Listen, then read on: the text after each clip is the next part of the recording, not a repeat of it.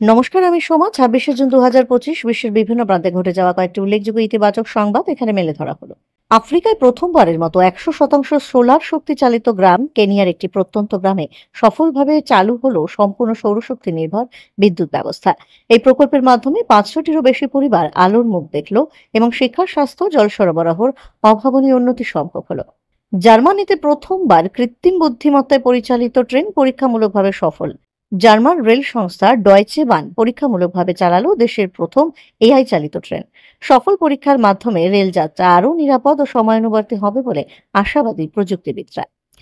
অস্ট্রেলিয়ায় ব্যাপকভাবে কোরাল পুনর্গঠনের উদ্যোগে সফলতা। গ্রেট ব্যারিয়ার রিফের ক্ষতিগ্রস্ত এলাকায় পরিবেশবিদদের কোরাল রিস্টোরেশন প্রকল্পে নতুন প্রাণ।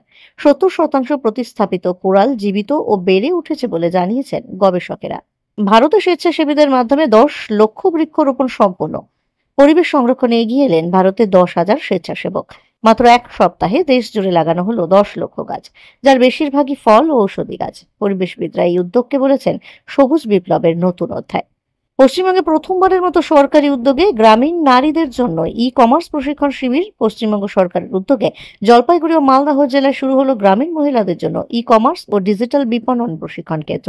এই কর্মসূচিতে অংশ নিচ্ছেন প্রায় ২,০০০ নারী, যাতে তারা নিজের পণ্য অনলাইনে বিক্রি করতে পারেন। বেঙ্গালুরুতে সফলভাবে চালু হলো দেশের প্রথম আরবান ফরেস্ট মেট্রো স্টেশন। পরিবেশ বান্ধব পরিকাঠামো গড়ে তোলার অংশ হিসেবে বেঙ্গালুরু মেট্রো কর্তৃপক্ষ চালু করলো দেশের প্রথম আরবান ফরেস্ট থিমের মেট্রো স্টেশন, যেখানে সবুজ ছাউনির মাঝে যাত্রীরা উপভোগ করতে পারবেন প্রাকৃতিক পরিবেশের অনুভব। কলকাতায় প্রথমবারের মতো শুরু হলো স্ট্রিট লাইব্রেরি প্রকল্প। কলকাতা পুরসভা এবং একটি বেসরকারি সংস্থার উদ্যোগে শুরু হয়েছে শহরের রাস্তায় মুক্ত বই পড়ার ব্যবস্থা, স্ট্রিট লাইব্রেরি। যে কেউ সেখানে বসে বই পড়তে পারবে। বই আদান প্রদানের ব্যবস্থাও থাকছে। প্রথম ধাপে ৫টি লাইব্রেরি চালু হয়েছে দক্ষিণ কলকাতায়।